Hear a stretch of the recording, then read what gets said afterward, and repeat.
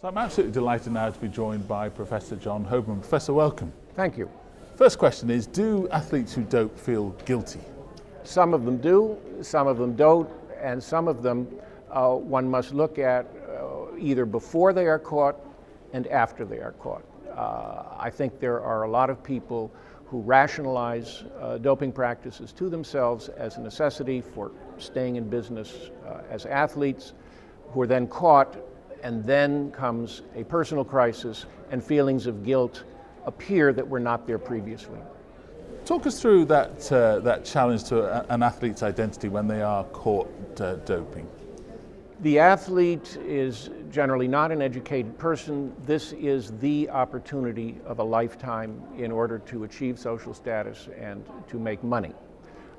Many elite athletes have been using drugs in order to preserve that position, to keep their jobs, to put it bluntly.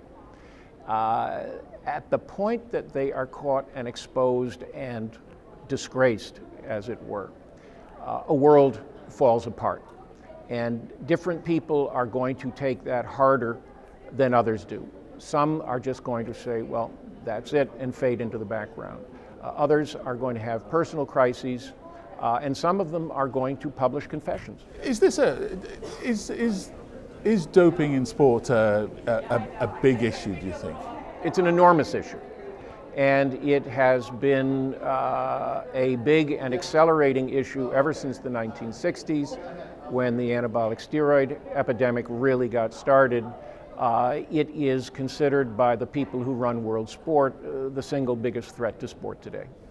And do you think this is a battle that authorities are winning, or is it a battle that in fact can be won at all, or is the fact that the wrong way of looking at it? I don't think that's the wrong way of looking at it, but I think the prognosis at this point has to be on the pessimistic side. They are not going to beat this. It is much too complicated a problem. The financial incentives are much too high.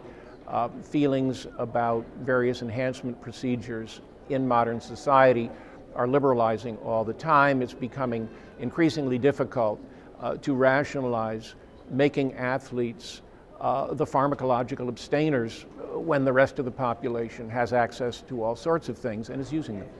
Is it possible to take a moral standpoint on doping in sport? It is, if you accept a value system that says sport stands for the good things that the Victorians used to talk about, and that is still, in fact, a rather powerful ideology. If you associate sport with honesty, with caring about other people, with exercising the capacity for self-restraint, for the formation of community and friendship as opposed to ruthless competition, then yes, doping in a secretive way constitutes a violation of important standards. Do you think, asked as my final question would be, do you think which of those sporting ideals do you think our current society cherishes most? Do you think it takes involvement and self-discipline and building community, or is it about winning? I think it is, from a cynical standpoint, it is certainly about winning and the romance and the charisma of winning. I think that there is some residual idea that fairness is a good idea. After all, it promotes competition. My judgment is that the capacity for self-restraint is a value that is no longer in style. Professor Hoberman, thank you ever so much indeed for joining us. We really appreciate it. Thank you very much.